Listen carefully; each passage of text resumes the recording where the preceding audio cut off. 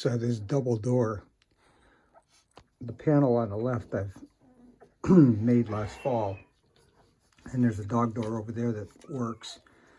That door I've got stationary and it doesn't open anymore. I mean, it could open, but I just chose to not have it open. But this door now, the one that swings, I want to put a dog door in it, and I want it to swing and open. So I'm going to make a new door for over here. I'm going to want the door to match the one on the left. So it's going to have a couple panes of glass, and it's going to have a dog door in the bottom. So I'm going to use some 2x8s, 8-footers. I've also got a 12-footer over there in the corner because I'm going to need a little bit more, I think. But the basic layout is going to be like this over here. I'm going to use one of the 8-footers here, one of the 8-footers here. Then I'm going to have a couple pieces over here and one down the middle. So I've already got the dimensions set up here. But basically I'm just going to cut these the size I want and the width I want. And I'm going to use a biscuit joiner. The other door I made with dowels. I'm going to use a biscuit joiner and glue and see how this works.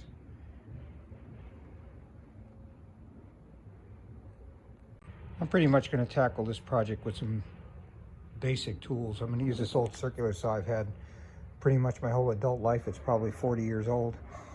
And a speed square and obviously a tape measure. I'm going to use I got this hunk of aluminum over here that's angle. I'm going to use that for a straight edge. Put a new blade on the saw because I'm going to rip these 2x4s and I'm going to rip these 2x8s. And you know, you don't want to be fighting a blade that's not sharp, because then you're not going to get a nice clean cut. It's not going to go straight. You're going to be fighting the saw the whole time. So basically I'm just going to clean these edges up a little bit here to make sure they're nice and straight. So I came over 2 inches because this piece ultimately is only going to have to be 6.5, and that one's only going to have to be 6.5. So I've got 5/8 of an inch to play with. So I'm going to take a 1/4 inch off over here, and then I'll have a nice straight edge to glue with. So easy peasy. Basically, most circular saws, you got 1.5 inches from the fence to the saw blade.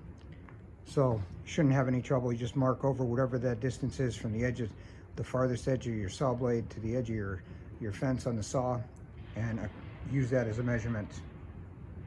Since I'm making this with crude tools, I'd rather have the door a little bit big and have to trim it up at the end than end up having it be too small. I mean, it's possible when I glue it together, it's not quite square and stuff. So I'm gonna, instead of going for the 6.5 that ultimately I'm gonna want this board, I'm going 6 3/4 on both of them. So I'll have a 1/2 inch extra to play with, so I can trim up the door after it's all glued together. Okay, so I've got all my pieces cut. Obviously, this is gonna be somewhat of a crude door. I'm just making it with dimensional 2x8s. You know, it's gonna get a coat of primer and some paint on it, and the beautiful thing about it is I can put nails in it and screws in it, and it's meant for, because I need an area for my dogs, and I don't want to be spending a lot of money or ruining a good door. That's the reason I'm taking down the doors that are there, and plus I want to put in a dog door, and there's that glass there. But if you're going to do something like this, you obviously need some kind of carpentry skills. I needed some boards here to 22.5, so I cut 3 of them. And you know, you got to be able to measure, and you got to be able to cut. This one here I wanted 40 7/8, I believe. So what do? You got 40 7/8. So all 3 of these boards here are cut 22.5, and they all match. And this is 40 7/8. And these pieces here are the uprights, and I cut them a little big and a little bit wider than I want, because I want to be able to trim the door later. The funny thing too is that what used to be a 2x8 became a 1.5 by 7.5. Well, don't you know, now it's not even 7.5 anymore. Now they give them to you and they're 7 1/8, and they call them good. And actually on their website, if you read them, they tell you it's 7 7.5, which it's not. And I believe they've even cut down the 1.5 inch. What used to be 2 inch and became 1.5 inch. What do they have now? Well, maybe it's still 1.5 inches. Might be a little thin, I don't remember. but and it's kind of hard to see with the camera. But anyhow, this is what I'm working with. And obviously I'm no doorman and I'm no construction guy and I'm not in the door business. I'm just trying to make a door. And I've done this a couple times before, so this is what I'm going with.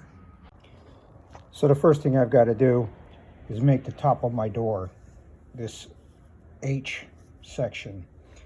Okay, so basically all I did was I measured, I knew I had 22.5, so I marked over 11.25, found my center, I put a mark right there, and I found the center of this 7, and it's actually 7.25, not 7 1/8, and I put a mark in the center at, what is it, 3 5/8. So I came over 3 5/8, put a mark, so I know the center of this board. I came over 11.25. So I've got this laid out here, and I'm going to join it together here and there with glue and biscuits.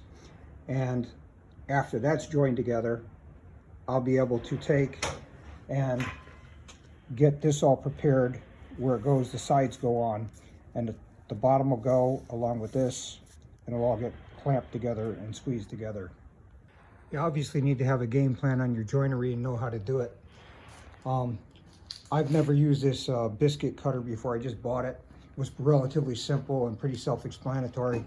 I just drew a couple lines so I knew where to cut on this board and where to cut on that board, and did the same at this end here. Put some glue in it, smashed it together.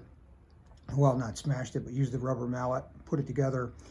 I just used that ratchet strap, spread the boards out a little bit because I don't have a bar clamp that's that long.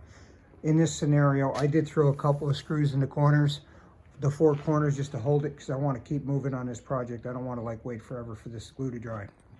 Also, I guess you could notice I clamped it here, clamped it there, and here. I used the square to get it as close as I could as possible here. You know, it's not going to be perfect because I didn't cut this board and I didn't cut this board, and none of it's been through thickness planers or joiners or anything. It's a pretty crude door, but it's going to be functional for what I need. Like I said, I just need a dog door. So anyway, we're going to put it together. So this is kind of what the door is going to be like. I still need to cut all the joints over here and here. You see I just marked across here. This is where I'm going to cut in with the biscuit cutter, the joiner. That's the piece I made yesterday. So the door is square. It's all marked up. Since I only have 2 sawhorses here, I just put a board underneath and clamped it so that I had a place to rest at. You know, it's a crude door. I'm just trying to get something for the dogs. So the dog door is going to go down here at the bottom. Going to put some plexiglass up at the top.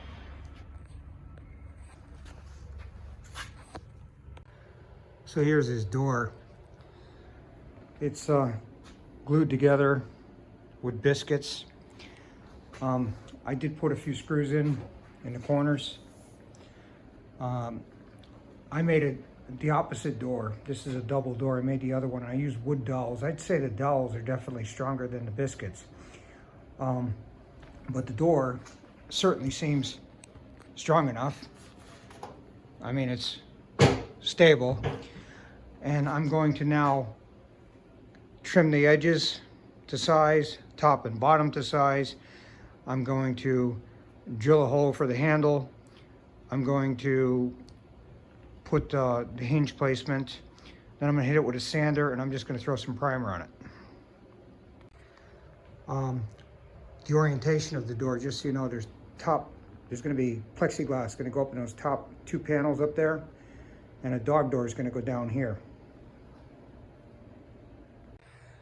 Okay, so I cut the hole for the door handle, the doorknob, and over here 1 inch, and I only had a 2 inch, but it's going to fit.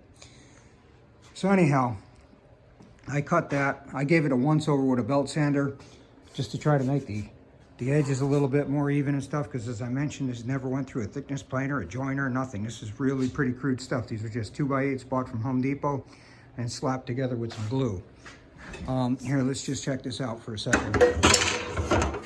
Okay.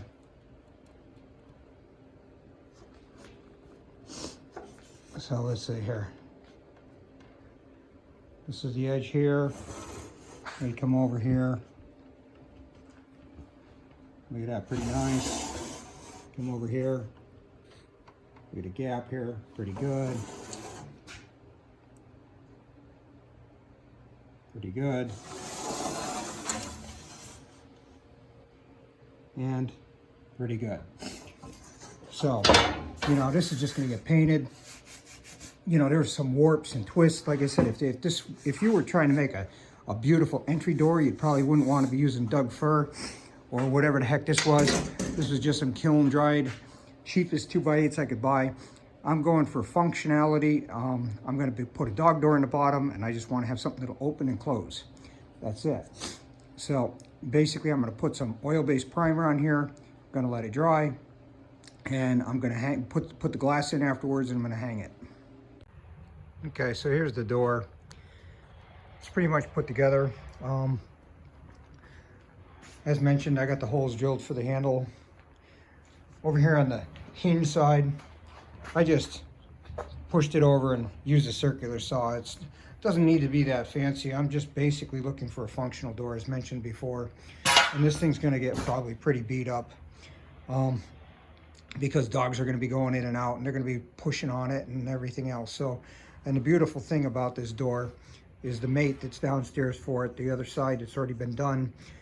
Gosh, I mean, I've put in screws and drilled a hole to put in piping, and I mean, I've done all kinds of different things. So, you know, it's not like I'm not worried about the cosmetics of the door. It's more about the functionality. So, like I said, I just put a coat of oil primer on it, and that's good enough. As far as the windows go, I took some of this poly. It was 1/2 inch that I had that I got one day for free. There were some pieces that somebody was throwing out, and the thickness obviously is 1.5 inches here, and the glass is 1/4. So if you take 1.5 inches minus 1/4, that's 1.25 inches. If you divide that by 2, that's 5/8. So basically, I ripped that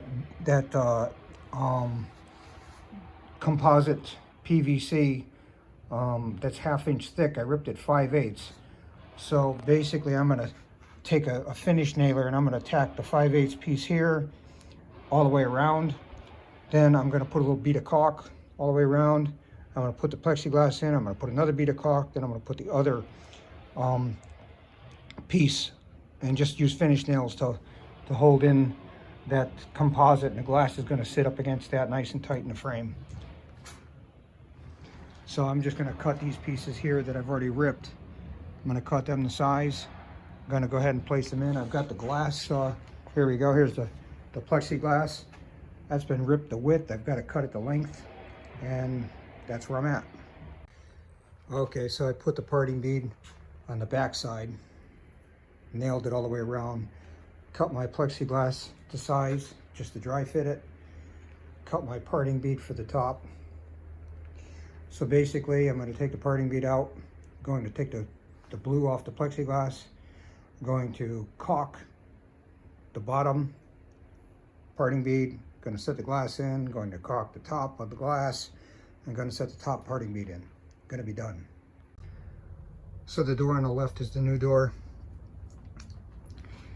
You can see the door on the right.